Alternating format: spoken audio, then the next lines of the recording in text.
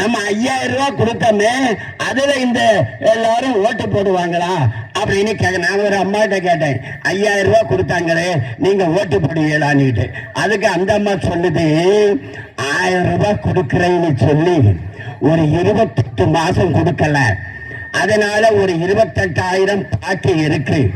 என்ன இப்ப கோடைக்கு கொடுக்கறதா இருந்தா 4 வருஷம் கோடைக்கு கொடுக்கல, அதுல ஒரு 4000 ரூபாய் பாக்கி இருக்கு, 32,000 ரூபாய் ஆச்சு.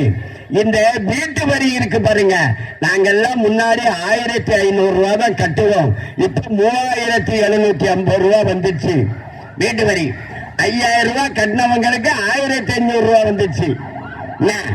1000 ரூபாய் கட்டினவங்களுக்கு 4000 ரூபாய் வந்துச்சு. 4 மடங்கா வீட்டு வரி ஏறி போச்சு. அந்த வகையில ஒரு 5 வருஷத்துல 1.5 லட்சம் ரூபாய் ஏறி போச்சு.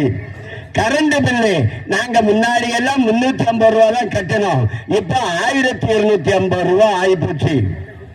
சில வீடுகள்ல நாங்க முன்னாடி எல்லாம் 700 ரூபாய் தான் கட்டணும், இப்ப 2200 ரூபாய் ஆகி போச்சு. என்ன எல்லாம் ஒரு 5 வருஷத்துக்கு கூட்டினா 1 லட்சம் ரூபாய்.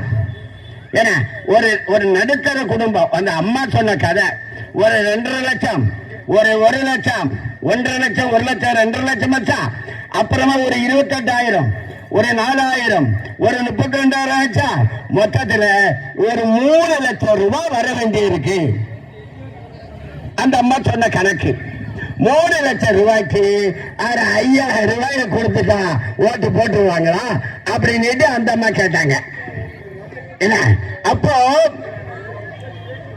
எடப்பாடி பழனிசாமி அவர்கள் முதலமைச்சர் வந்த உடனே 10,000 ரூபாய் தருவேன்னு சொல்லியிருக்காங்க.